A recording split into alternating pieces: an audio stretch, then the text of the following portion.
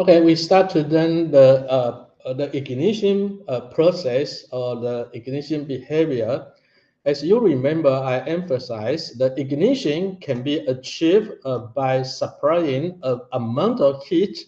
Basically, in usual application, we supply heat by electric spark. They supply the electric energy and in terms of thermal energy into your premixture of fuel and oxygen. Try to initiate their chemical reaction, and the chemical reaction will persist along with all other parts of the premixtures. This is one way. The other way is you can supply a sufficient amount of chain branching radicals. Basically, this is coming from the chemical reaction idea, because when you're dealing with the combustion process, you understand why the chemical reaction for combustion will proceed very fast, because you have some branch chain radical. If those radicals, you have amount of those radicals, then they will proceed the branch chain chemical reaction very fast. All the multiple chemical reaction will occur in a short time.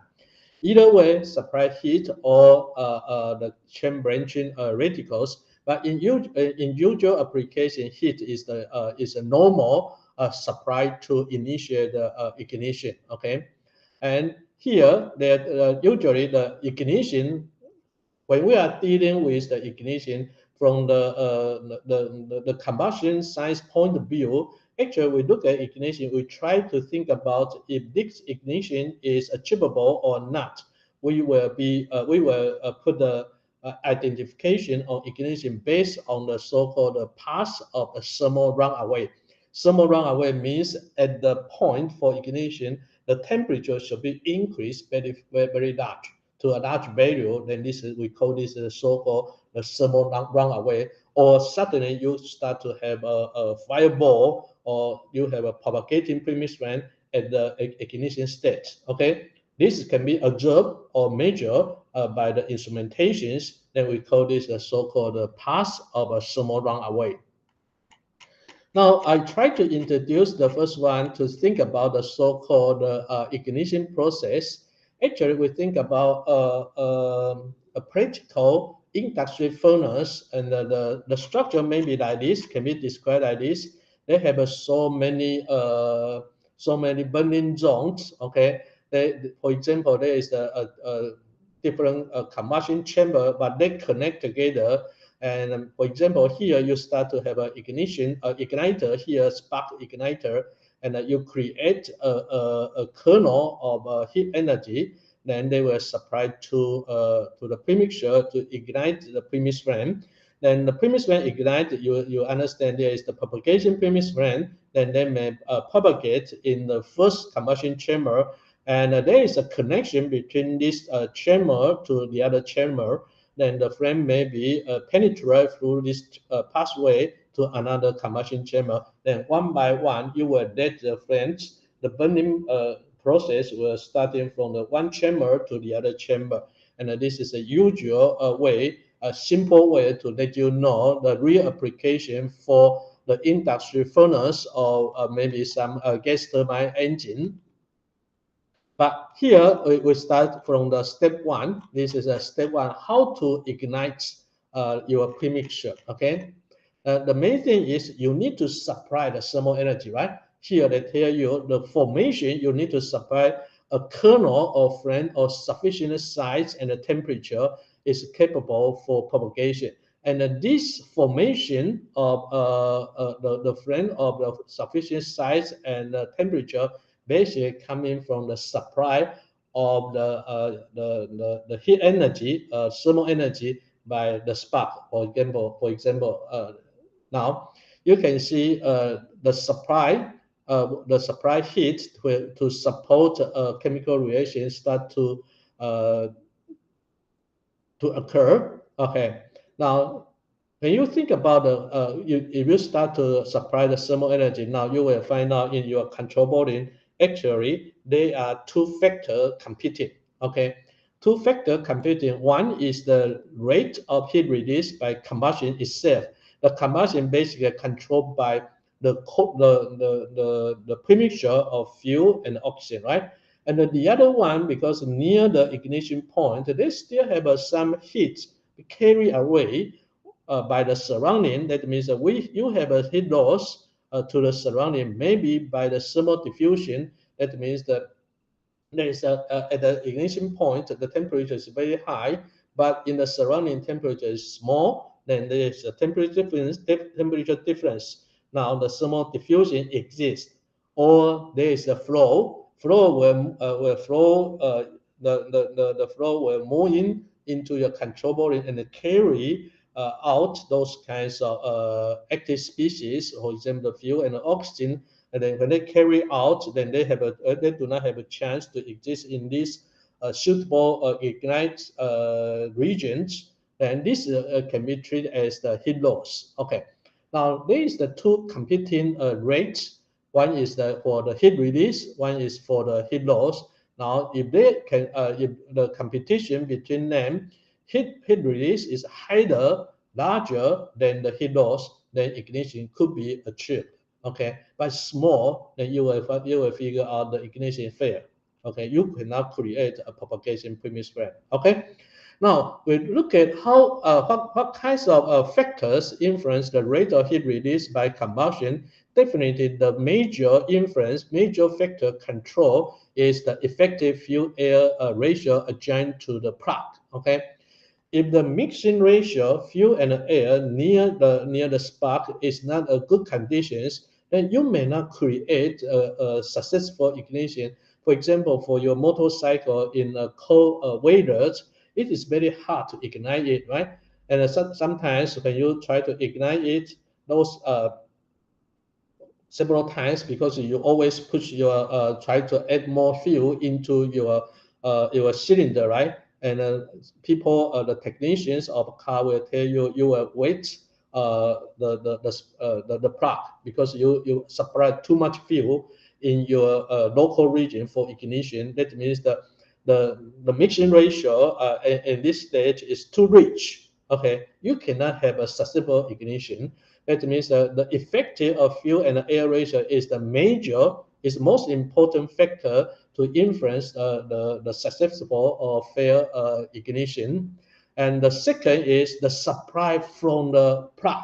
Okay, you need to supply a suitable amount of thermal energy to initiate the thermal pyrolysis of your fuel and air. Okay, and this size and the temperature of the kernel supplied by the plug actually determined by the energy you have and the duration of your spark. Okay, energy you have because you supply the electricity. Easier to estimate you have a current, you have a voltage on your spark, right? Then you can calculate or you can estimate how much energy, how much kilowatt energy supplied into your local ignition area. And the duration is also important, because the duration means how long you provide those energy. If the duration is longer, then overall heat energy for the ignition is become large. Okay, and those energy and the duration of spark can be estimated and can be evaluated based on the supply energy. If this size and the temperature of kernel is large, that means the ignition energy. Okay, initially we supply ignition energy to the premixtures, and those energy can be used to decompose the fuel and the oxygen to have a large amount of active species. Then they will continue proceed their own chemical reaction. Okay. Now the rate of heat release by combustion basically controlled by the effective mixing ratio and of your premixture, and also the supply of the thermal energy. And the rate of heat loss, basically you can describe it as shown in here. They were influenced by the thermal diffusion. Okay, thermal diffusion, and the other one is the turbulent diffusions. Those are basically described by the local velocity and the turbulence. Okay, flow structure is very important near the ignition point. And the quantity of excess fuel present in the ignition zone, as I mentioned just previously, they tell you if you supply too much fuel, that means that the mixing ratio is under a rich condition, and this condition is not easier to have a burning characteristics because they are too rich over the rich limit, reach from the limit, then you cannot ignite the flame.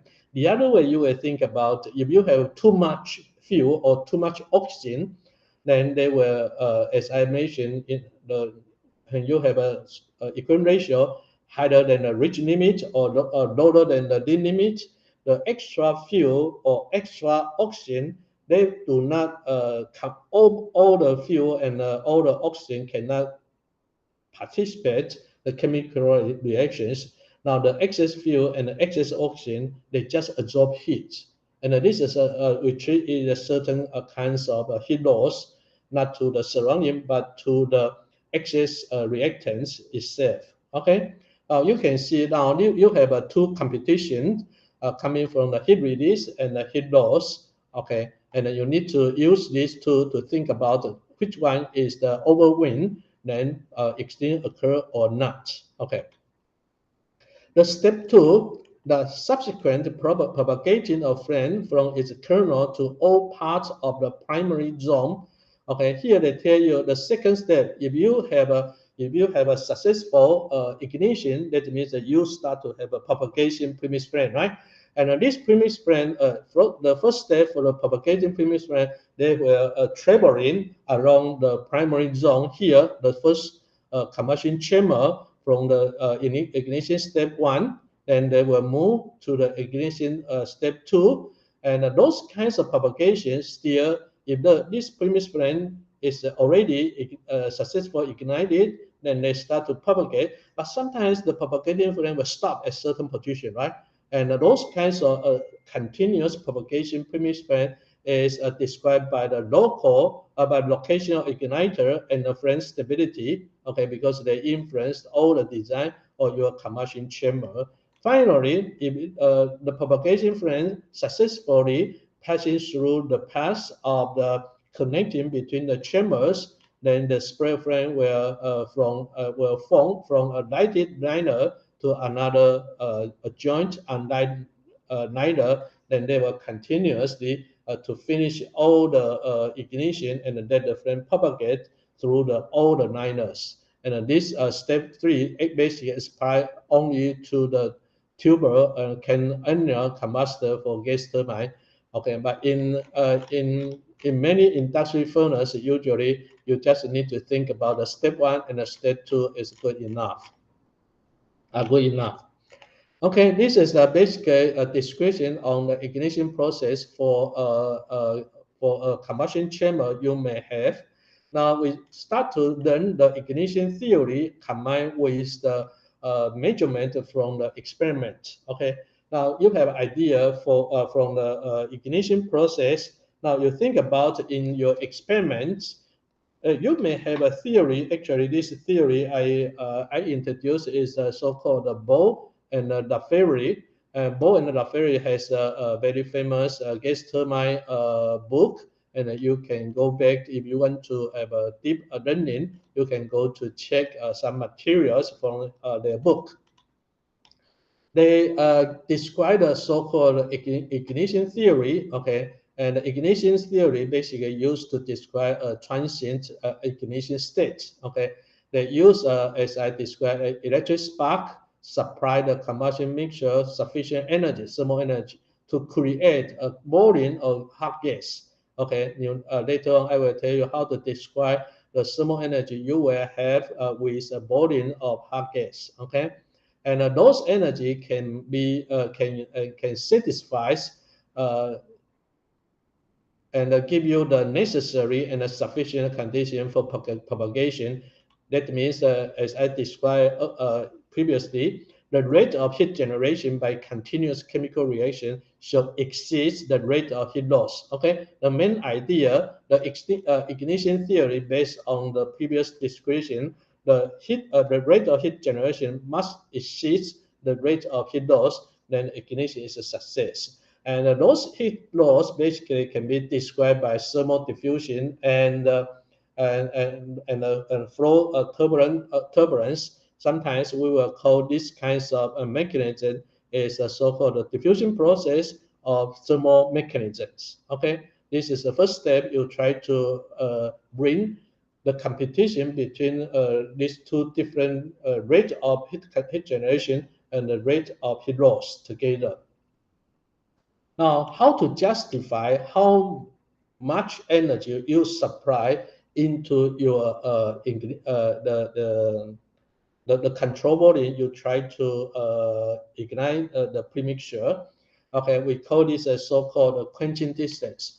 Usually, when you use the spark, you will create a kernel of fireball. A kernel, that means that you can assume that is the spherical shape of the of a high energy concentrate bolts. Okay, now you can easier to do the measurement.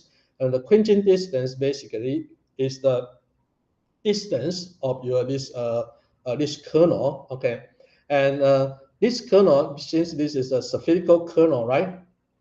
Then you can evaluate its diameter, and this diameter can be viewed as a so-called quenching distance. Quenching distance, that means is a so-called minima ignition, minima dimension for ignition. Minima dimension means you need to create a, a, a high temperature kernel with this minima dimension. If the size of the kernel is smaller than this, then you will not have an ignition, right? Because this is a limitation for the for the kernels you have to provide the suitable energy to support the initiation of your premise flame.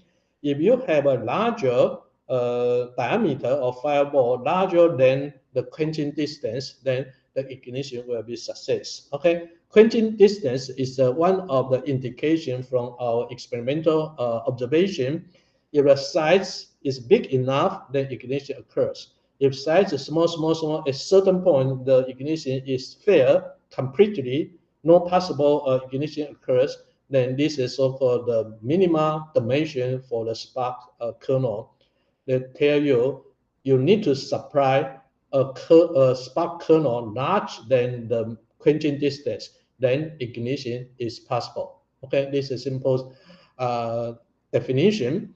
And you go back, we go to the some description from the experiment, then you will figure out the physical meaning, because the minima dimension of your kernel, basically the quenching distance, is closely to relate to the so-called minima ignition energy. Okay, let me introduce the minima ignition energy. Maybe it is easier to understand. They tell you an amount of energy needed to heat its developed flame temperature for smallest volume of gas whose minimum dimension is equal to the quenching distance. They tell you you can use these two terminology, but they tell you the same physical meaning. They say there is a fireball. Okay, this fireball has a certain amount of heat energy to supply the premixture for ignition. Okay, and the threshold for the ignition of your premixture, basically this is the so-called the minimum ignition energy you need to supply, right? And this minimum ignition energy corresponding to the minimum dimension of your this fireball, right? Because this is a fireball, you can use its diameter to represent the overall energy it has, right? That means if you count the minimum ignition energy here, the left-hand side, actually you are looking at a fireball, okay, and with the diameter as the minimum dimension. Minimum dimension, that means that you will have a so-called the diameter is equal to the minimum dimension. That means there is a quenching distance. Okay, here quenching distance here. Since this is a spherical ball, then you have a dq cube to the power of 3, right? And here there is the boring. In front of this boring, they tell you you need a density times Cp delta T. density times the species heat and times the temperature difference. It show you the enthalpy, right? Enthalpy, energy per unit mass, per unit volume. Since you have a density here, per unit volume, cancel out, then you will have a total energy supply to your control volume of the premixtures. Okay. Simply, they tell you the minimal ignition energy can be evaluated based on fireball consideration with the so-called quenching distance. Quenching distance, remember it is usually is a dimension for the minimal energy required for ignition. Okay, quenching distance. That quenching distance give you an idea. If the fireball, the diameter is smaller than this one, smaller than quenching distance, now the ignition is fair. You cannot have an ignition. Okay. Now I try to give you some remember in our previous videos. I want to show you there is a so-called flashback in the for the gas stove, right? And on the gas stove we always have a small hole. The design on the surface of the gas stove they usually use a small hole, right? And I mentioned those hole, the dimension of those spherical hole. Actually, we call this also the quenching distance. Okay, but there is a different sense, different concept to tell you the quenching distance for this whole design, because those quenching distances basically based on the maximum dimension. Okay, that means that if you the size of your ports larger than the quenching distance of your gas stove designs. Okay, this is the maximum. If you larger than that, then you will have a possibility to let your flame flash back into your tubing. Okay, then we still call this is a quenching distance for your or for your port, the open port on the gas stove. And because those ideas coming from try to prevent the flame propagate into the tubing, you try to make it to a maximum value. If the value larger than that, that means that you do not provide a good large enough heat loss to prevent to extinction the flame into the tubing. Then that still the dimension for the port we use the quenching distance as the same word, but with different terminology. Okay, for the ignition, this quenching distance is the minimum value. For the extinction, the quenching distance for the port of your gas is the maximum dimension. Okay, you try to figure out the differences. The relations between the minimal ignition energy and the quenching distance can be experimentally determined. You can see this is an experiment by Ball and Laferriere. They do the experiment, try to relate the minimal ignition energy and the quenching distance. And the experiments, they use the methane and the propane premixtures under stoichiometry ratio. And here, this curve, this plot tell you horizontal axis represent the so-called quenching distance, and the vertical one represent the minimal ignition energy. And they use the log scale, and they put all the experiment data together, and you can find out there is a very nice linear correlation here. But you remember this is a log scale, the linear line, the slope of this linear line represent equal to 3, right? 3 means the relation between the ignition energy, minimal ignition energy, to the quenching distance, they have a so-called to the power of 3, okay? And minimal ignition energy is proportion to the dq to the power of 3, okay? And this is evidence to tell you how to relate the minimal ignition energy to the quenching distance. Minimal ignition energy, you can get this value from the supply of electric energy from the spark. It is easier to have this data in the experiment. And the other one, you can measure the diameter of your fireball and to check the so-called quenching distance. And these two, actually, you measure the quenching distance, or you measure the ignition temperatures, both of them will show you the same physical meaning. Okay, this is the first point I want to tell you. Let us know the ignition process can be achieved based on the balance between the heat of generation by the supply heat, and then the other part is the heat loss through the flow, through the diffusion process. And we go back to their finding. They find out the quenching distance basically is a function of, they can be described by these two equations. One is this equation for low turbulence premixtures. The other one is for highly turbulent mixtures. And you can figure out the formula is quite the same. And they say the first one, the DQ, the minimal ignition energy, or we call quenching distance, is proportion to the lambda divided by Cp. As you remember, lambda divided by rho Cp is the thermal diffusibility, right? Okay, now you figure out if you increase the thermal diffusibility, then the quenching distance increased. When you have a larger quenching distance, that means that you need to supply a large fireball, right? That means that this premixture is hard to ignite. Okay, that means that if you increase the thermal diffusibility, those kinds of energy will be carried out from your control volume of your premixtures, and the whole premixture will suffer by this thermal diffusion because they carry certain heat thermal energy out, representing some kinds of heat loss. Okay, this is the first point I want to mention. Thermal diffusion increased. The quenching distance increase represents it is hard to ignite the premixture. The second part, here this is a SL because the low turbulence mixture representing a flow may be more closer to the laminar flow with the lower flow velocity.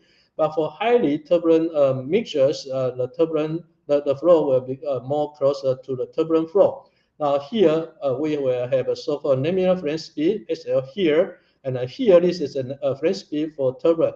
Later on, I will give you some introduction to the turbulent flame speed. But anyway, they put in the denominator. But here they have a minus sign to show you need to subtract out the fluctuation here. This is U prime for low turbulent mixtures, and then for the highly turbulent mixtures with the minus 0.63 U prime. Now you try to examine both formula. They tell you if U prime increased, means the flow turbulence increase. They will carry more the fuel and the oxygen from the control volume, right? And this will reduce the possibility for ignition. Now you can see if you increase the U prime, this means then this value in the denominator becomes smaller. They become smaller, that means that they will give you the larger quenching distance. The mixture is difficult to be ignited. Okay, this is very simple to let you understand the influence coming from the diffusion, thermal diffusion, and also from the flow turbulent intensity. Okay, and we will give you some explanation from the experimental observation to be confirmed or compared with the theory next time.